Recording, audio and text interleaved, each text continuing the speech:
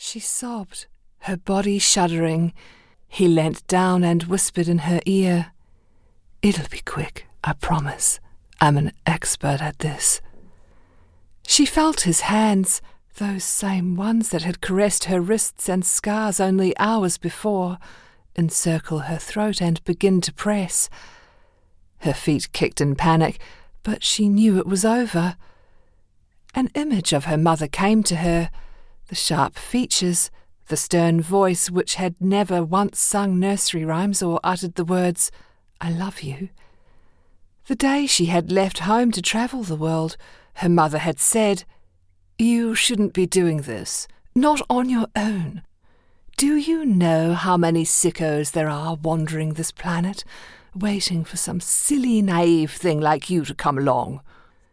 She looked up and away from his face, full of anger and hatred, and took in the clear spring night full of stars. Her last thoughts were of her mother. Would she finally care when one day they found her body and a policeman came knocking at her door? Chapter 1, March 2016. Sergeant Kahu Parata drove his patrol car up the old forestry road that ran along this part of Coldridge Valley. Pine trees clustered together, running thick through the valley and up the steep rise on the other side. Kahu glanced over at the German tourist. One of his bare, muscled legs was jittering against the car door, expending his nervous energy. Kahu couldn't blame him. It's not every day you go for a bushwalk and stumble across a decomposing body. "Almost there?" Kahu asked. Yes, just up here. This is where I parked this morning," he said in his precise English. Over the past 20 years, walking tracks had been developed and native trees planted, and the valley was now a popular place for day walkers and more serious hikers. The gravel road ended abruptly, broadening out to a rest area with room for half a dozen vehicles. "Right, Stefan, let's do this." Stefan gave Kahu a sidelong glance, and his mouth turned up at the sides, a pitiful attempt at a smile. They walked for more than half an hour in silence. The only sound was the soft crunch of their footsteps and the persistent chirp of cicadas. Stefan stopped and pointed. "Just there." He obviously wasn't going any further. Kahu saw the blue sweatshirt the German had tied to a tree trunk to mark the location. "There are some rocks about 20 meters in." "Thanks, mate."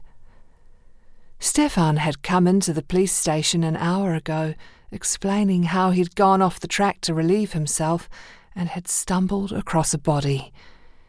Everyone in the station had had the same thought at the same moment. Bethany, a young English woman who'd been missing for almost 4 months. She was their one and only open missing person case. Kahu made his way forward. Now they had arrived, he was nervous about what he would find. Decomposed bodies weren't part of his daily routine as a policeman in Castle Bay. He ran through in his head what he'd have to do if he came face to face with a body. The guys from Hamilton would have to make the trip over, but it would take at least a couple of hours to get a team together. Until then, he'd have the responsibility of keeping an eye on the crime scene and instructing them on exactly where to find it.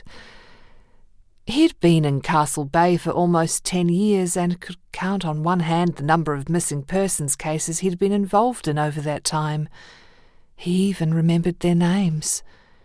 All the missing persons but one, who'd drowned off the rocks in the bay, had turned up alive. The body was well hidden. He was almost upon it before the misshapen mound caught his eye. It was a mess, one that he'd never forget.